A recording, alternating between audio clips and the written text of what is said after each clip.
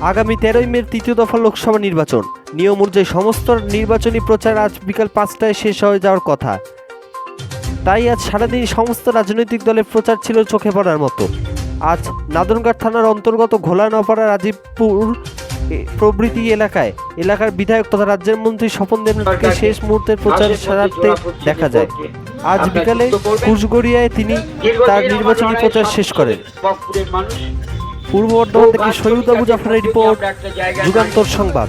সামগ্রিক বকপুরের উন্নয়ন করতে চাই। লক্ষ্মীর ভান্ডারের স্বার্থে, স্বাস্থ্যসাথীর স্বার্থে, কৃষক বন্ধুর স্বার্থে, কন্যাশ্রীর স্বার্থে, রূপশ্রীর স্বার্থে, হিন্দু মুসলমানের ঐক্য বজায় রাখার স্বার্থে এবং সেই সঙ্গে এলাকার উন্নয়নের স্বার্থে দাসের মধ্যে জোড়া ফুটছে। আপনারা ভোট দেবেন। এই আবেদন রেখে সন্ধ্যে 6টার মধ্যে শেষ আপনারা করবেন। আবেদন রাখছি আপনাদের।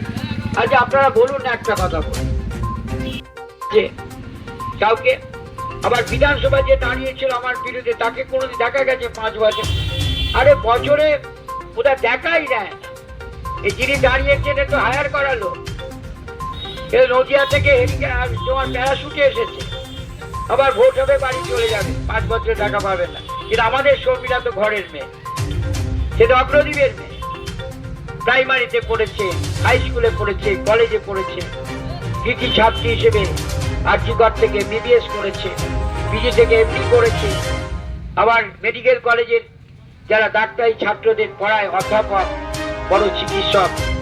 ভোটার লিস্টে আজও তার এখানেই নাম, বাড়িতে এসে আসে।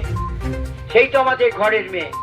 আর প্যারাশুটে এসে এখানে কদিন ধরে নেচে কুদে খোল বাজিয়ে দিয়ে বললো আমি ভিডিও পাবো হবে।